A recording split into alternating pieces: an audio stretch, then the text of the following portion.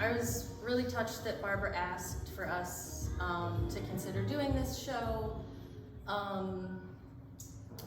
That they were so supportive when I did have to duck out of work because the sun was shining and we had a mural to paint. And I think that my confidence in that kind of a project being possible in Muncie and possible for the four of us that organized it and like the whole community really came so much from my decade of work here and really getting to know the broader community through the arts. I am from Muncie. My mom is here. She had nothing to do with how good I am at anything, or how much people seem to like me. And I think staying was not on my to-do list. I was gonna go to Berkeley. I don't even know how I knew of what Berkeley was when I was decided that was gonna happen. And then financially, like that just didn't make a lot of sense for me, and Ball State wanted to give me money to go there, so that's what I did. And I really fell in love with my art teachers there. Maura Jasper is in the room, and she is one of them. And so I think like that, I was lucky that Brian and Jenny wanted me to be here, that I fit in with them the way that I did, and I think there are just so many people to credit with the mural, you know? I don't know how many of you maybe weren't here for the June opening.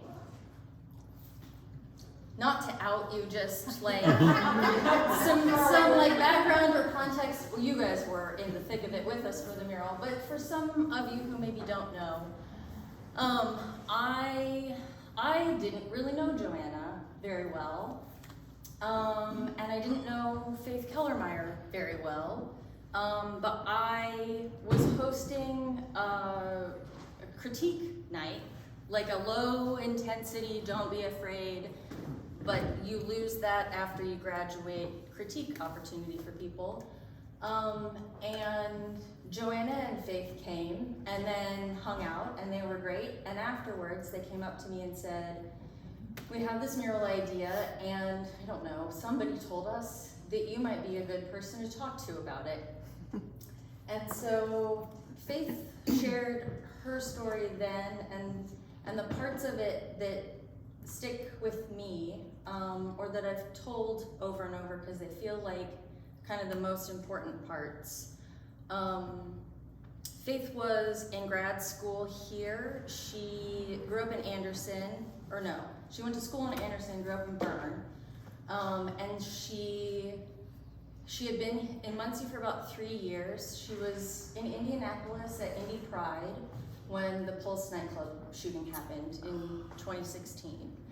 And it was a hard day for everybody, and she came back into town and drove sort of across High Street, and City Hall was lit up with the colors of the Pride flag. And she said that that was the first time that she was really proud to call Muncie her home. And that she felt like there should be a more permanent tribute. Something that was always around and that you could see at night and in the daytime, that sort of cued to people that there was a big group of people in this community who just love all kinds of people and want all kinds of people to be happy and comfortable and feel included. And so that was, how do you say, no, I'm not interested in helping with that? I was personally really kind of in need of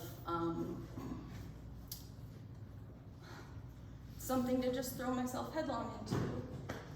And I was really lucky that it was with the three of them, and that they didn't get scared when I said, how big do you want the mural to be?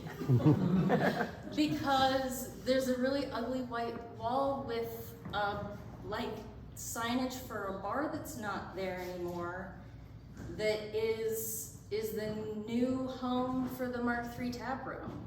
And the guy that owns the building would probably be really happy to say yes to this kind of thing. And so Faith is not really one to be scared by, you know, ambitious projects.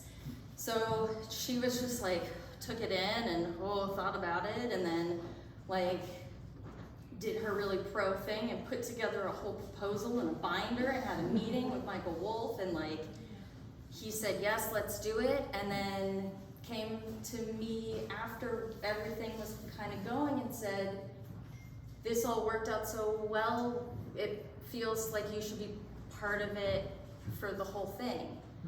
And so it was wonderful. And I think that we all really needed it. I think that like Muncie's arts community and people who weren't that into the arts kind of needed it.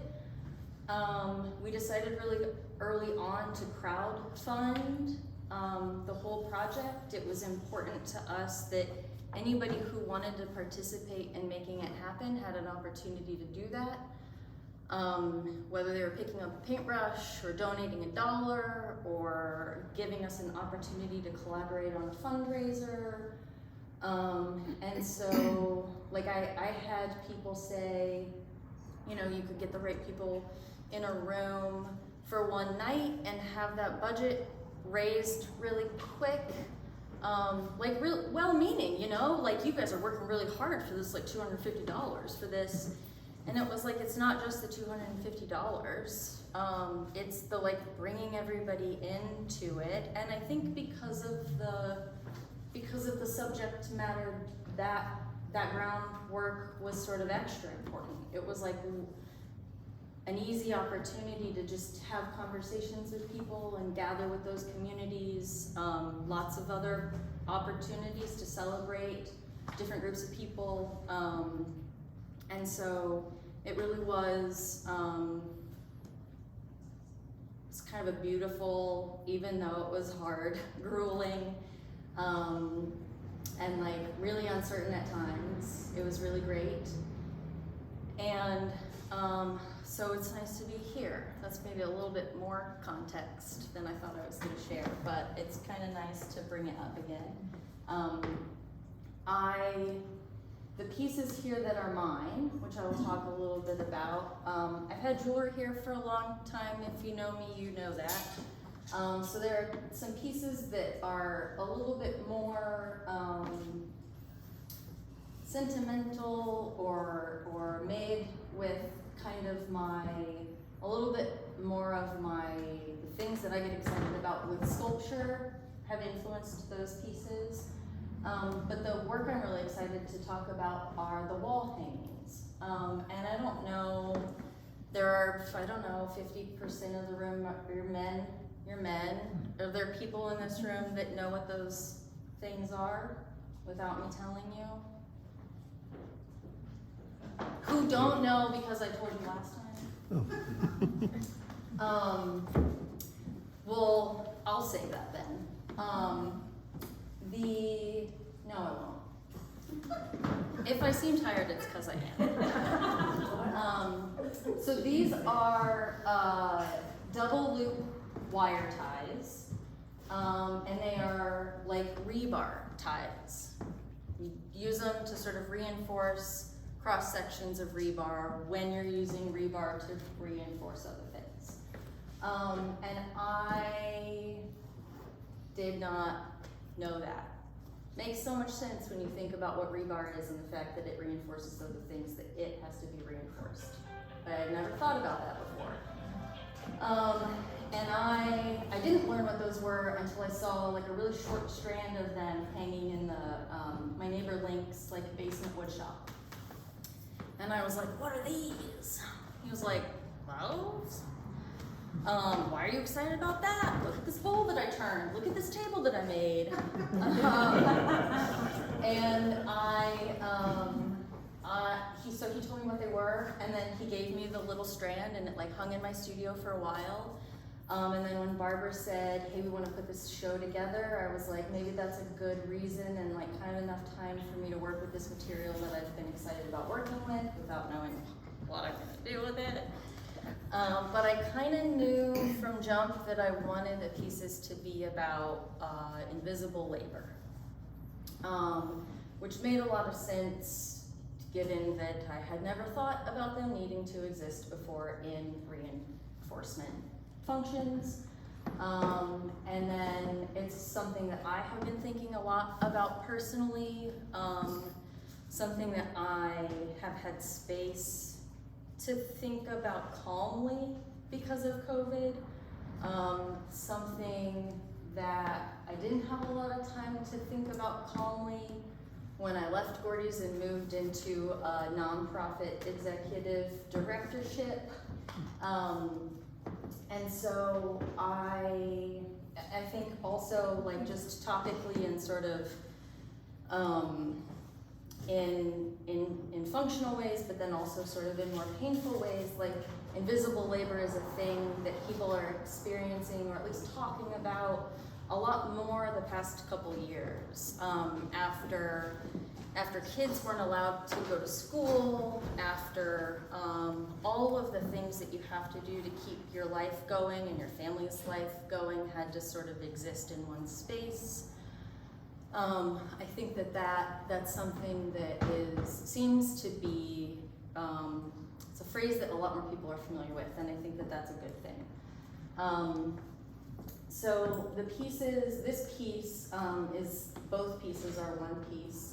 And the title of that one is the second sentence from Virginia Woolf's A Room of One's Own. It's I will try to explain, which I think is like immediately makes sense with invisible labor, but I think the word try just really drives it home.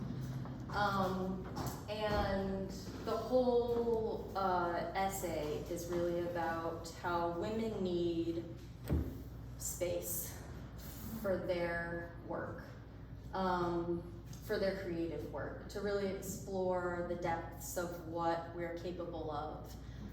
We need space. And I've read some criticisms of the essay where people say that she missed the mark because what women also needed was financial freedom, which I think is funny because that criticism in and of itself points exactly to her point.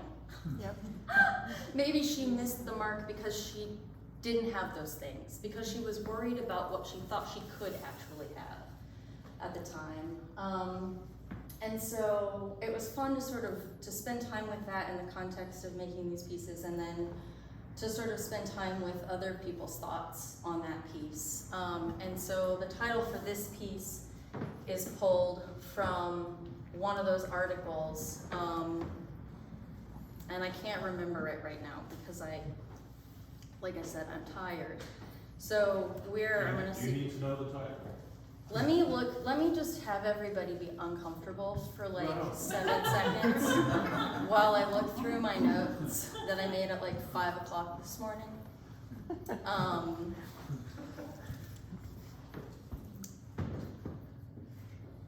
Maybe 20 seconds. You want to get it? Do the first letter. It's difficult sometimes to identify it's happening at all, which was certainly my experience with the exhaustion that I felt, which really meant that I felt like I wasn't good at my job, and I think it was just that my job was too much for one person to do. And I think that that's truer and truer and truer for a lot of people. It's especially true if you belong to a marginalized population.